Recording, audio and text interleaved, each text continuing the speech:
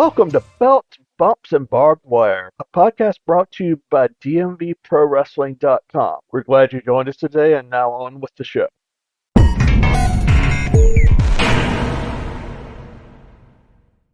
My guest today is Preston Quinn, who is a member along with C.W. Anderson of the Extreme Horsemen, who will take on the Tar Dynasty this Saturday night at Mid-Atlantic Territory Wrestling Scars and Stripes. This event will be at the Pozos Jewish Community Center of Northern Virginia at 8900 Little River Turnpike.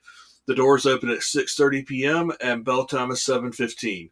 Tickets are available online at matwonline.com. Hi, Preston. First thing I want to ask you was tell me how you got involved with MATW and what you think fans will like about the company and the style of wrestling. Well, my entire wrestling existence has been based around the 80s and early 90s professional wrestling. As I came in and I debuted in 1994.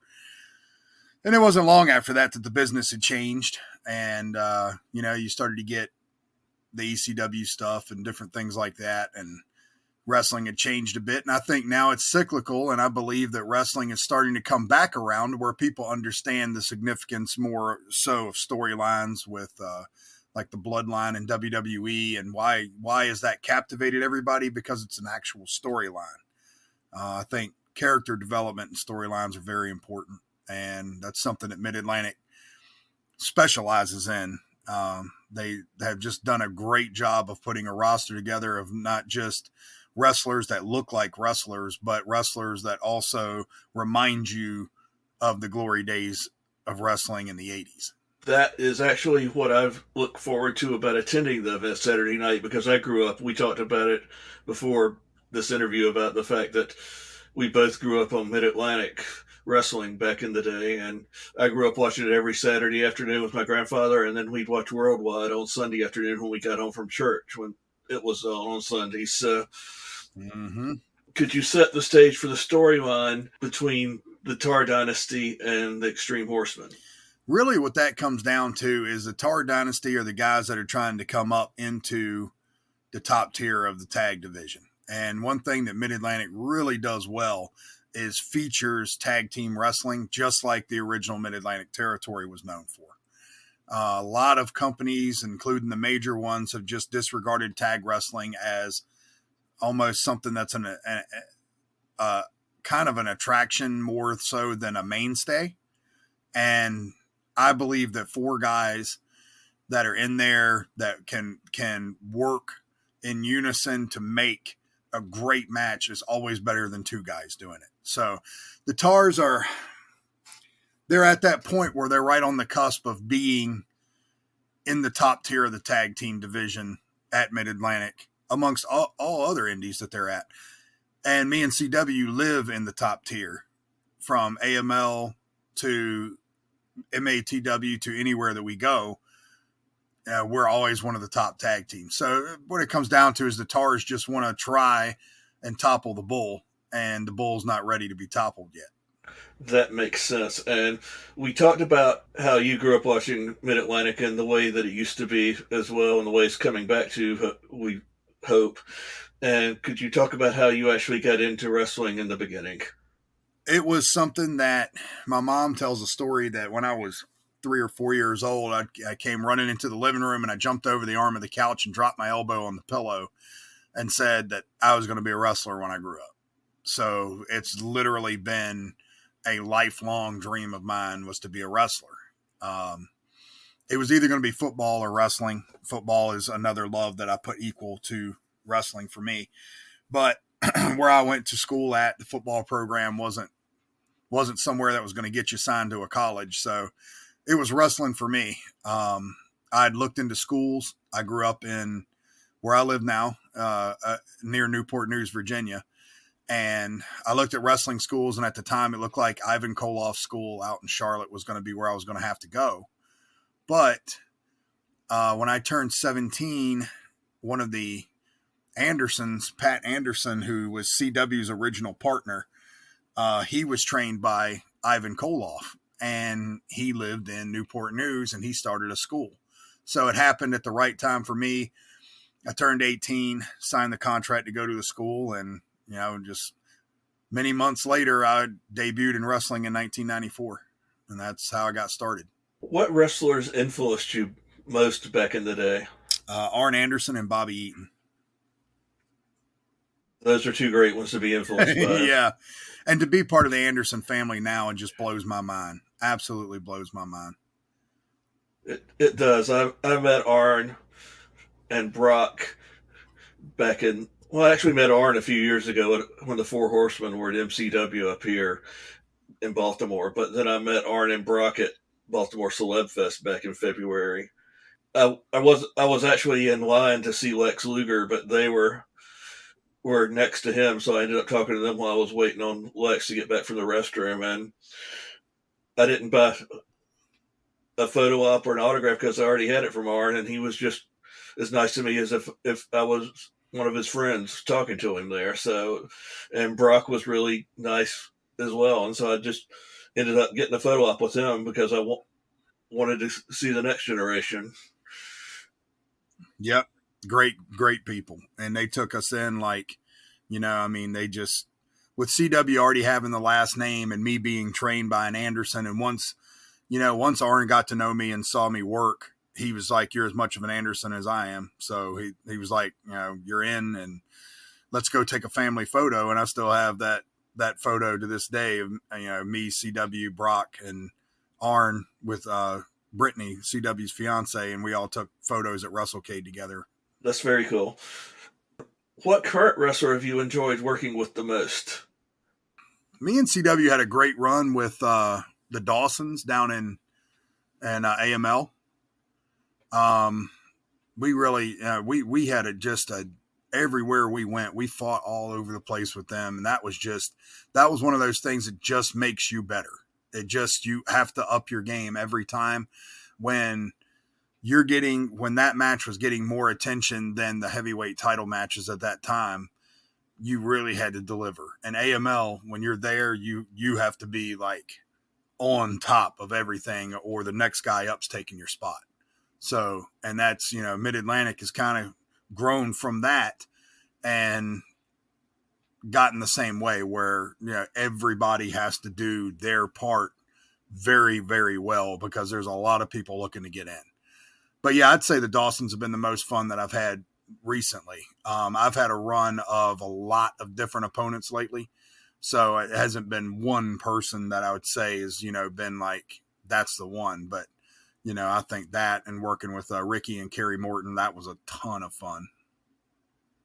Okay, and let's shift gears a little bit and ask what your most embarrassing moment in pro wrestling is.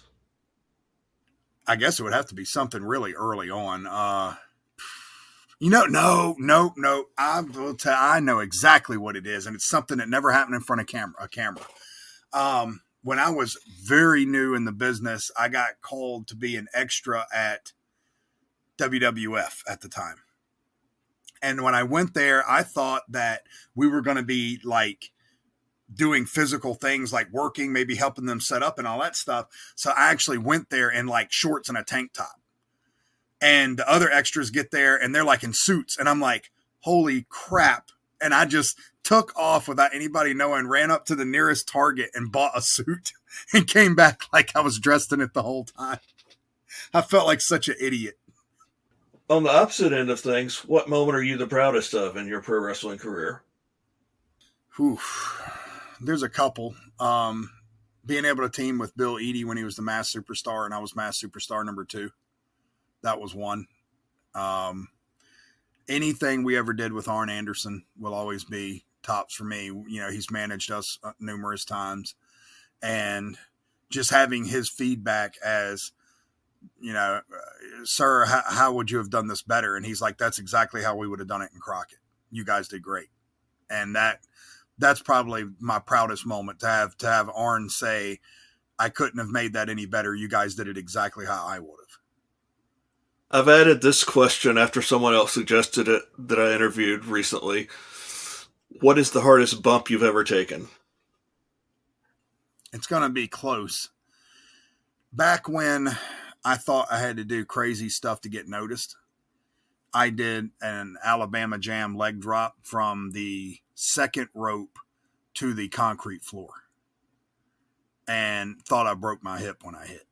And I went to stand up and my leg just would not cooperate. But that was one. And another one, I was wrestling the guy that ended up being the maestro, Stro. I was wrestling him and he picked me up in kind of like a spine buster position and then put his arm over my head while I was locked in the spine buster position and DDT'd me from that. And it was all a head drop. It was a complete head drop. I couldn't protect myself, nothing. That was probably the two hardest bumps that I've ever taken. I've taken some wicked ones, but those two for some reason stand out to me. And let's shift gears a bit for a break before we get back into wrestling questions and some personal questions. What's your favorite food? Steak. What temperature? I don't know. Honestly, people give me hell. I eat them well. I don't like fat. I want sirloin. I hate fat on my steak. And I always use JR's. JR's Chipotle ketchup is so good with steak. It is unbelievable. So that's a plug for jrsbbq.com right there. I'll have to try that. Everything on that website is amazing. All the sauces are so good. Okay, and your favorite drink? It can be non-alcoholic, alcoholic, or both, or whatever. Oh, Monster. There's different Monsters. Depends on the day of the week. I like Cheerwine, too, the soda. I love Cheerwine. Yeah. I was down in Williamsburg this weekend looking for Cheerwine while I was down there and couldn't find it. Oh, you should have hit me up. I know the secret spots. I will next time I'm down that way. Cheerwine in the bottle, buddy. What's your favorite band or musician? Kiss. Your favorite vacation spot? I don't really go on vacation. Just I'm not home so much that just being home is like a vacation to me. If I could just be home and not have to work and not have to go anywhere, that would be like my favorite vacation. Okay, and the last book you've read? It's a record book of results and stuff from WCW from 1989 to 1994. Can you talk about some of the other names that people will see when they come to the show in Fairfax this weekend? And some of the other feuds they might see and enjoy? Well, people that used to go up to Fairfax for a company called Nova Pro that was up there, they'll remember Dirty Money, Bro Keller. Those guys are going to be going at it. And specifically because I knew that the fans up that way were familiar with those guys, and I knew those guys would put on a great show for them. I think people will remember Brandon Day. We're bringing him back in from Ohio. He used to live up that way. It's where he grew up in the Fairfax area. So they're familiar with them, but Brandon Dave's got a mountain of a man. He's actually against the Barbarian's nephew, Safi. And Safi is, 6'4", 350, and he can get around. So you have that match, and then you have, like I said, you have Dirty Money and Bro Keller. You're gonna have the tag match with the Extreme Horsemen against the Tars. You're going to have the USA versus Syria with the Patriot trying to defend freedom right here around July 4th against Vasiri Hassan. And Vasiri's been a heck of an impact early on at Mid-Atlantic. He just pulls so much heat. And just to have the good old school, as soon as the guy comes out, you boo this guy. And the Patriot being just everything about the USA, it's just that fun throwback thing where the crowd can just sit back and chant USA, and it's not some snarky clapping, get with this type of thing. It's just what you remember it being, this hero against this villain.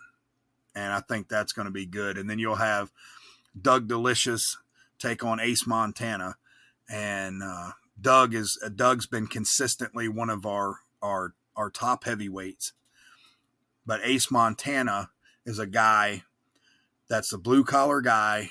He's everything like Dusty Rhodes was. He has more charisma. I swear this guy, you just see him and you can see the charisma. He doesn't even have to try. He's got more charisma in his pinky than 95% of the indie guys do in wrestling anymore. And just, he is something to behold, dancing with the crowd. And I don't even know how to explain how this guy has this type of an aura about him. I don't think he understands it, but he just does. And everybody loves this dude. And then you also have another match on the card, is the main event. We're bringing O'Shea Edwards in, which a lot of people know him from Ring of Honor. O'Shea Edwards is taking on Anthony Athens. And both of those guys are absolute studs, bulls. The Golden Gladiator, the Spartan Anthony Athens against big O'Shea Edwards. I mean, that is, woof, boy, that's going to be some big men doing big men things in that ring. A lot of familiar names there to me from some of the other companies I've been covering the past few months. I know I've met Bro Keller and seen him wrestle a few times, and I got the Dusty Rhodes vibe off of Ace Montana just from your graphics for the past few months. See what I mean? It just by a picture, he hasn't said a word, and you already could tell. Unbelievable. Going back to your memory banks, what match do you remember the most, either in Indies or in WCW or NWA or anywhere else? What match is the one that's most memorable to you? Because, for example, I'll give you the match that's most memorable to me growing up was Magnum TA against Wahoo McDaniel for the U.S. Championship in the cage. I would say the match that I've probably watched the most, as far as just going back and looking at it, maybe Ric Flair against Bobby Eaton, 2 out of 3 falls at Clash of the Champions. Maybe. I mean, there was a lot of older ones. You can add more. Everybody, everybody's going to say like Magnum and Tully, I Quit. Of course, the Andersons against Rock and Roll Express in the cage at Starrcade. Yes, of course. That is amazing. But just going a little bit off the beaten path, but Bobby Eaton against Arn Anderson at Super Brawl. Like, how just so good, so well done. And I hate to just keep using Midnight Express and different things, but the Midnight Express against the Fantastics, I think it was Capital Combat, when there was a spot where they threw Tommy Rogers through the ropes to Stan Lane outside the ring, and he power slammed him on a table that was laying on the ground, and the crowd popped. That match was just, what a good match. What other events does MATW have coming up after this weekend? July the 8th, at Spotswood High School, we actually record our first 4 episodes of television, which we're going to be on the Right Now television network. That is broadcast to 13 million people across the nation and all the major cities. And it also has its own channel you can download on Roku.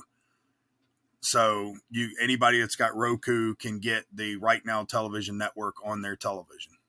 We don't know what our time slot is yet. That's something we're still working out with the network, but they are fully vested behind us. They're actually pushing for it. So it's not us pushing on them. It's them pushing on us, trying to get it on their network.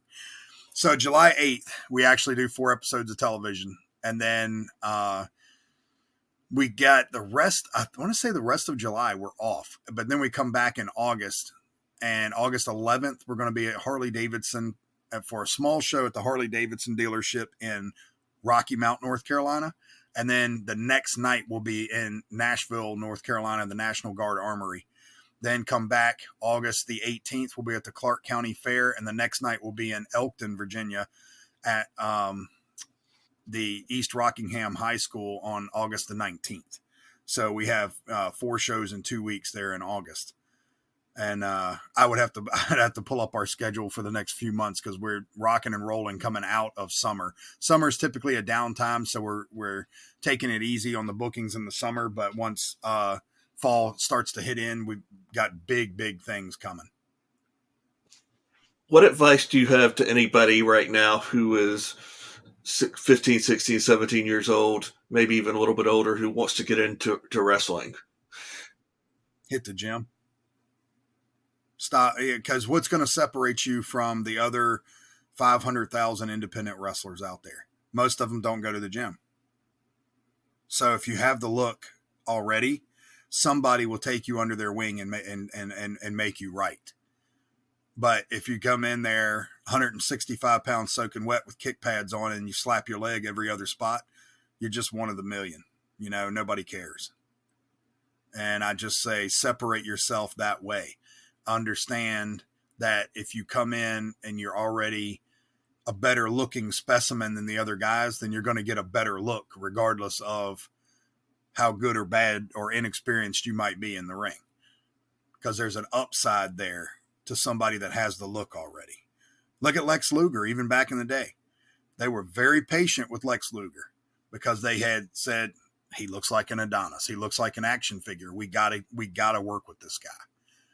So that's the type of thing, man. Hit the gym and go from there. And I know I don't want to get you in any trouble with asking this, but do you have any recommendations of schools that people should look at going to? It can be preferably more than one that would get people back to the style that you're trying to promote with your company.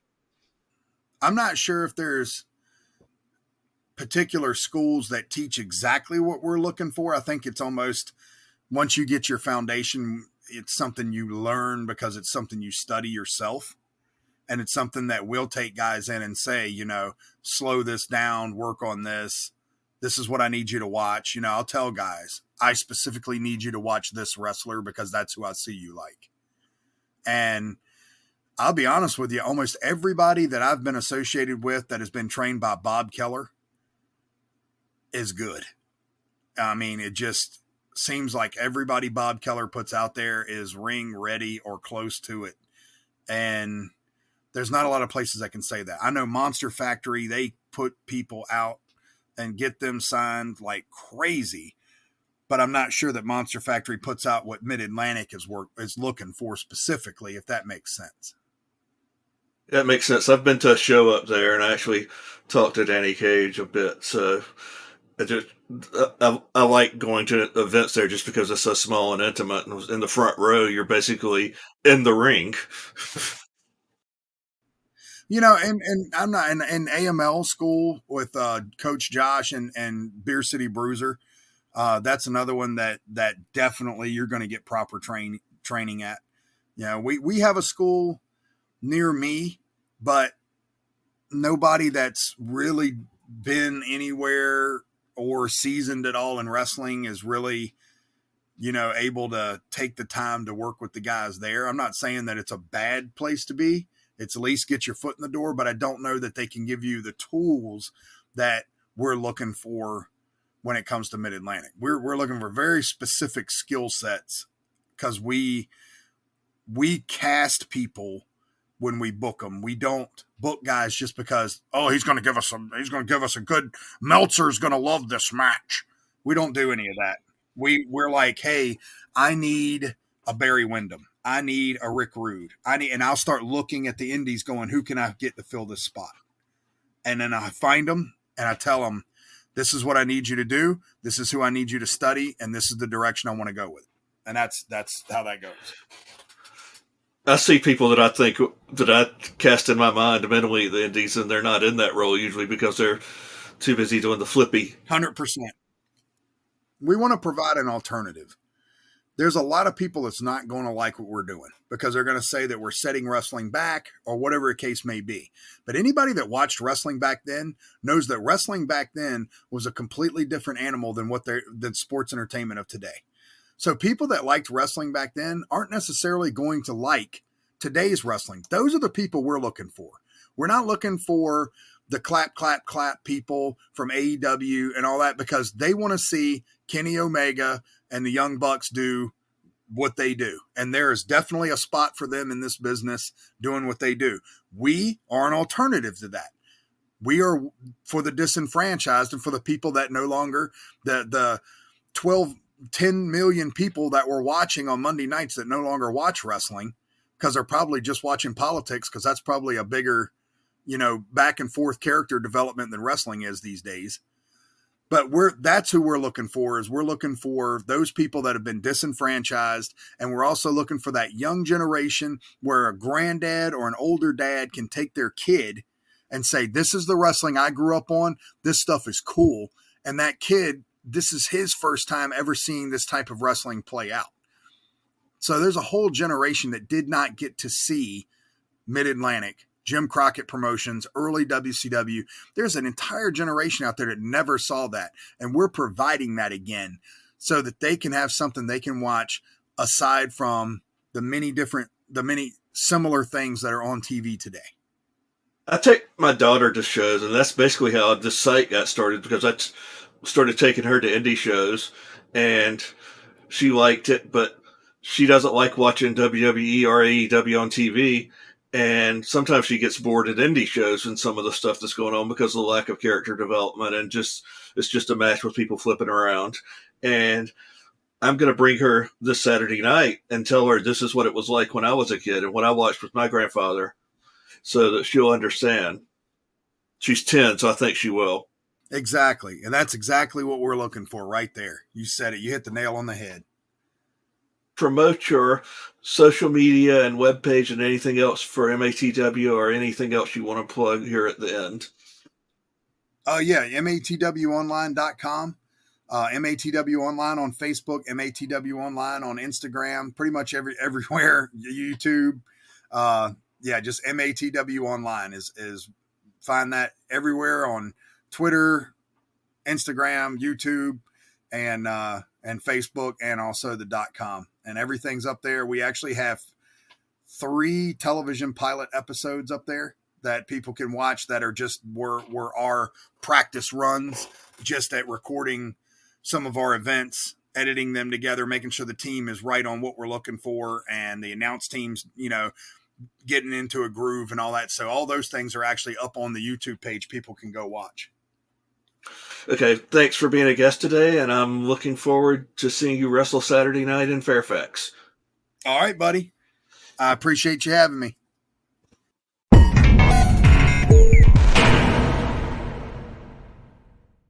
Thanks for joining us for today's episode. Now on with our credits. Host is Jeff Quinton. Executive producer Scott English. Production assistant is Josie Quinton. Thanks again for joining us, and we'll talk to you again next week.